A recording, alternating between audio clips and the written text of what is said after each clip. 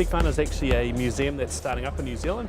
It's a museum of effectively all the gaming and computer technology through the ages, and this place excites me the most because there are some really amazing things. So we've got everything from sort of the homebrew computers that Kiwis have made. This one literally has no integrated circuits in it at all. It is all made out of handmade components.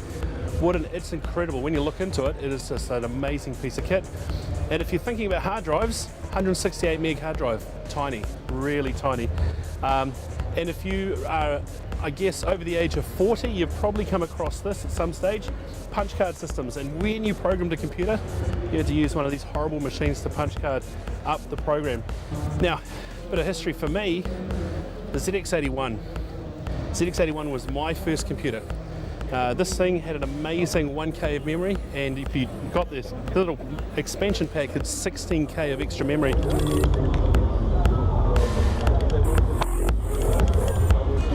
You make your way through the Sinclairs, which actually started introducing color and more memory into things, and then it started exploding. You started getting a lot of vendors starting to build keyboards, console, computers right up.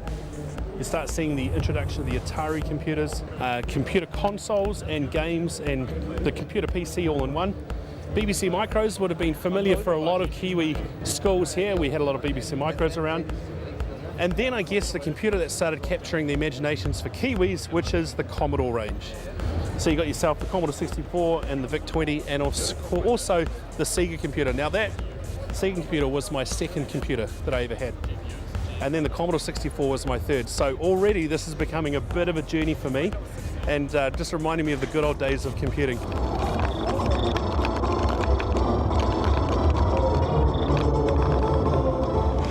Okay, so arguably if you're talking about personal computers, this is possibly the first time that the computer got theoretically personal. It is of course Apple's range. You got the Apple II Plus, the Apple IIe.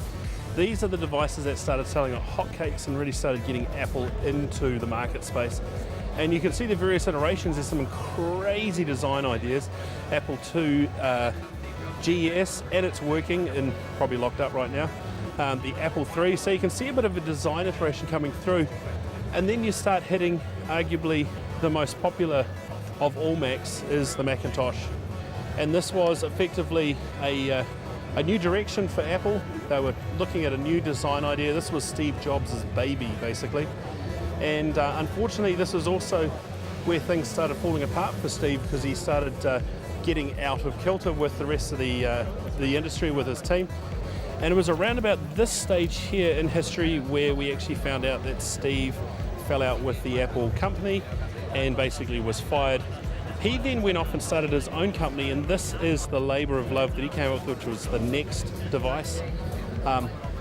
Wasn't hugely successful, wasn't hugely popular, but what it did do is it set a benchmark for the rest of computing moving forward. So this is where we start getting our sort of point and click interfaces starting to come together nicely. We got ourselves some of the small portable stuff that came out, Apple's not so popular Newtons, and then they started getting into the iBooks.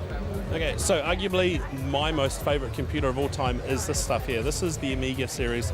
You got the Amiga 500s and the Amiga 1200s and the Amiga 2000, which is sort of a more of a graphics workhorse for video graphics. And then I guess moving forward, computing kind of came to a bit of a sad grinding halt, and we started getting ourselves into business luggables. This is the forerunner into your portable computer.